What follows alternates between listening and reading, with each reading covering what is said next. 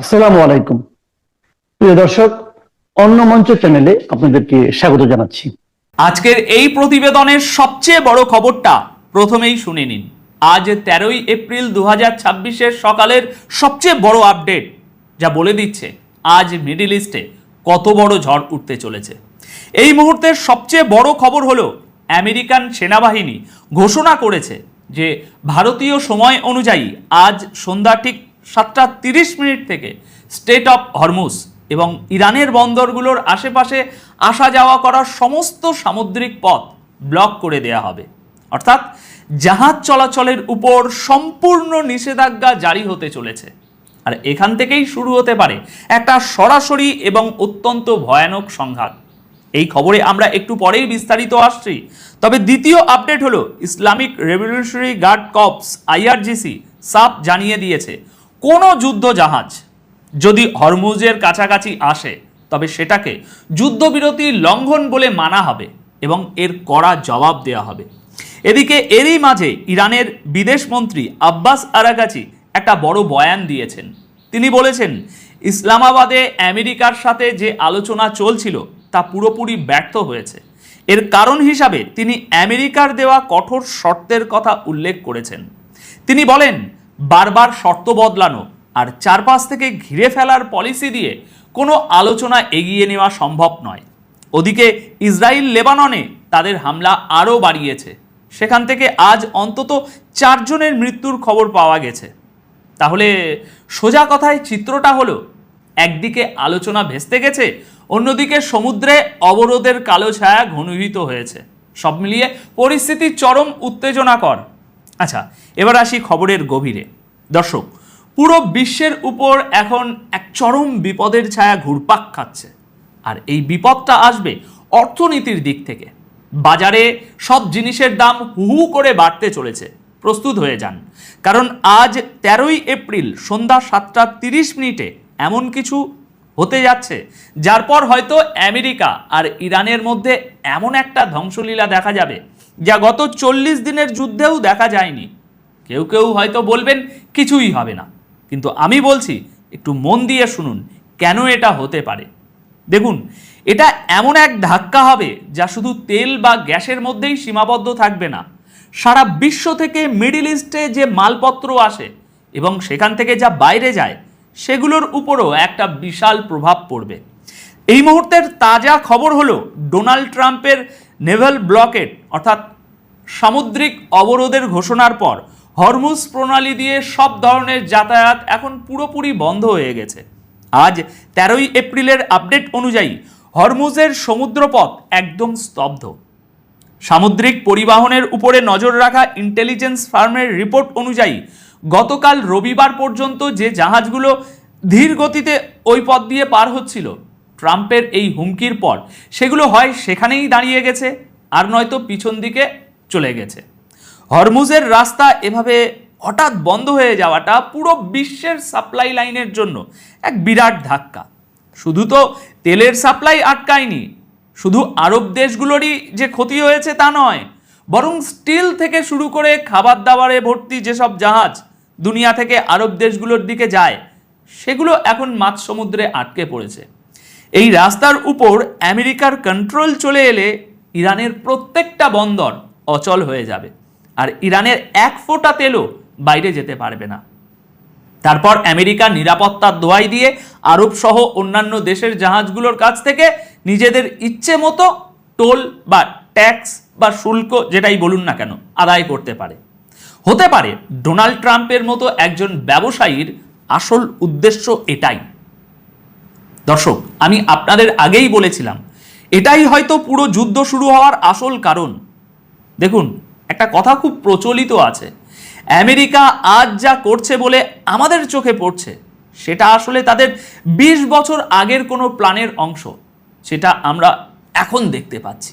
ওরা 15-20 বছর এগিয়ে চলে। দেখুন, সাহসের সাথে যুদ্ধ করা এক জিনিস, কিন্তু এই যে তীক্ষ্ণ বুদ্ধির খেলা, আসল যুদ্ধটা এখন এখানেই লড়া হচ্ছে। আমাদের মনে হচ্ছে উদ্দেশ্য এটা, কিন্তু আসল উদ্দেশ্য লুকিয়ে আছে অন্য কোথাও। খবরটার আরেকটা অংশ শুনুন।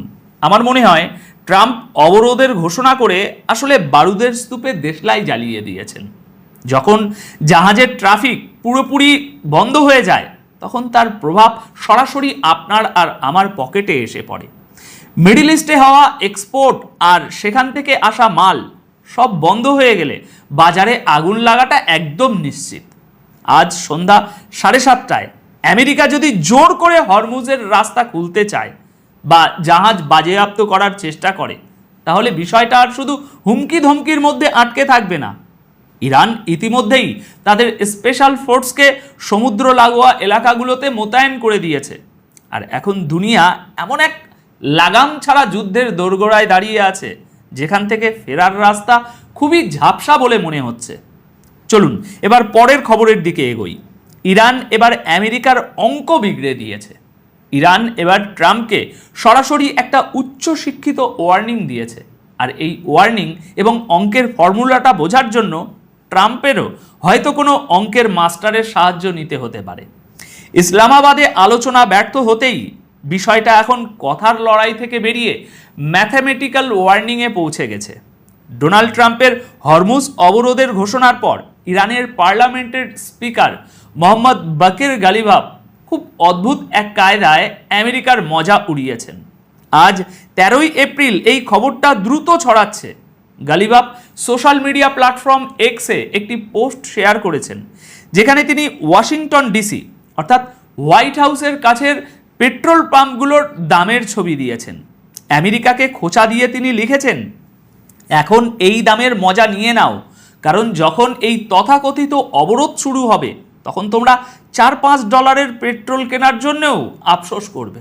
শুধু তাই নয়, গালিভাভ অঙ্কের একটা খুবই কঠিন এবং জটিল ফর্মুলাও লিখেছেন। এটা শেয়ার করে তিনি বোঝাতে চেয়েছেন যে হরমুজে আমেরিকার সামান্য একটু নড়াচড়াও সারা বিশ্বে মূল্যবৃদ্ধির এমন এক ঝড় তুলবে যা সামলানো ট্রাম্পের ক্ষমতার বাইরে চলে যাবে। দর্শক, এই ওয়ার্নিং এমন এক সময়ে এলো যখন আমেরিকান মিলিটারি আজ সন্ধ্যা 7:30 থেকে সমস্ত ইরানি বন্দরের উপর সামুদ্রিক অবরোধ শুরু করতে চলেছে। দেখুন, আমার মতে গালিভাভ সোজা আমেরিকার সবচেয়ে দুর্বল জায়গায় আঘাত করেছেন। ট্রাম্প যদি সমুদ্রে শক্তি দেখান তবে ইরান তাকে মনে করিয়ে দিচ্ছে এই যুদ্ধের আসল দাম চোকাতে হবে খোদ আমেরিকান জনগণকে নিজেদের পকেট থেকে। পেট্রোলের দাম বাড়াটা আমেরিকার যে কোনো প্রেসিডেন্টের জন্য রাজনৈতিকভাবে সবচেয়ে বড় বিপদ।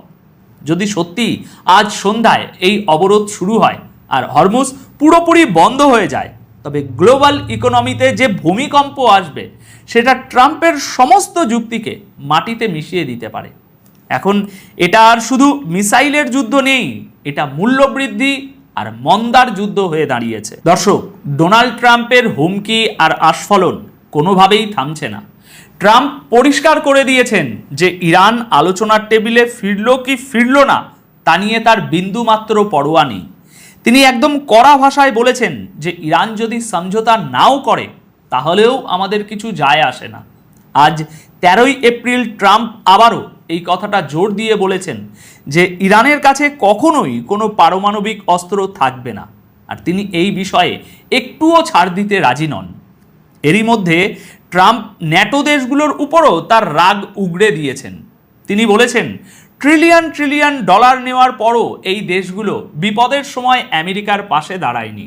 ট্রাম্প ওয়ার্নিং দিয়েছেন যে এখন ন্যাটো জোটের খুব সিরিয়াসলি তদন্ত করা হবে, কারণ দরকারের সময় এদের টিকিও খুঁজে পাওয়া যায় না।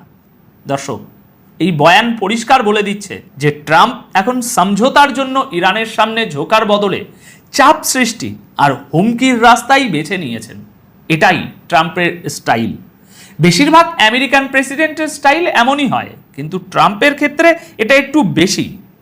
এদিকে আরেকটি বড় খবর হলো ইসরায়েলি সেনাবাহিনী অর্থাৎ আইডিএফ আবারও যুদ্ধের প্রস্তুতি শুরু করে দিয়েছে। তাজা রিপোর্ট অনুযায়ী ইসরায়েলের সমস্ত বড় টিভি চ্যানেলে একসঙ্গে এই খবর লিক করা হয়েছে যে সেনা এখন সিজফায়ার শেষ হওয়ার এবং পুনরায় যুদ্ধ শুরু হওয়ার অপেক্ষা করছে। এটা আজ 13ই এপ্রিলের খবর। আইডিএফ যে পুরোপুরি তৈরি হচ্ছে এই খবরটা ইচ্ছে করেই লিক করা হয়েছে।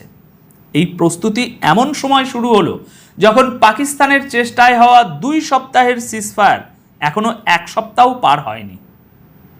ইসরায়েলের ডিফেন্স অফিসারদের তরফ থেকে জেনে বুঝে এই তথ্য বাইরে আনা হয়েছে যাতে ইরানের উপর চাপ তৈরি করা যায়। অন্যদিকে আমেরিকাও সাফ জানিয়ে দিয়েছে যে ইরানের পারমাণবিক কর্মসূচি শেষ করা এটা ওয়াশিংটন তথা আমেরিকার জন্য এমন এক রেড লাইন যে ব্যাপারে ইসলামাবাদে কোনো আপোষ করা সম্ভব হয়নি। শুধু তাই নয়, ইসরায়েলি নিউজ সাইট ওয়াইনেটের মতে আইডিএফ এর chief of staff lieutenant general Herzi Halevi মিলিটারিকে হাই অ্যালার্টে থাকার নির্দেশ দিয়েছেন। তিনি তার সেনাকে পরিষ্কার বলে দিয়েছেন যে ইরানের সাথে পুনরায় যুদ্ধ লড়ার জন্য তারা যেন পুরোপুরি তৈরি থাকে। খবর এটাও যে ট্রাম্প এখন ইরানের উপর সরাসরি হামলার অপশন নিয়েও চিন্তাভাবনা করছেন। দেখুন, আমার যেটা মনে হয়, এই যে খবরগুলো হঠাৎ করে একসঙ্গে মিডিয়াতে লিক করা হলো, এটা নেতানিয়াহু আর তার সেনার একটা সুপরিকল্পিত ষড়যন্ত্র। ইসলামাবাদে আলোচনা ব্যর্থ হতেই এরা আবার ধ্বংসলীলা চালানোর বাহানা খুঁজতে শুরু করেছে। যখন ইসরায়েলি সেনাপ্রধান নিজের মিলিটারিকে তৈরি থাকতে বলছেন, তার মানে পরিষ্কার, তারা নিজেরাই এই সিজফায়ারকে কবর দেওয়ার ধান্দায় আছে। ট্রাম্পের হুমকি আর ইসরায়েলের এই যুদ্ধের প্রস্তুতি প্রমাণ করে যে এরা কেউ শান্তি চায় না, এরা শুধু ধ্বংস আর বরবাদই চায়। তো দর্শক, আপাতত এই প্রতিবেদন তাহলে এখানেই শেষ করছি। অনেক অনেক ধন্যবাদ আপনাদের সকলকে।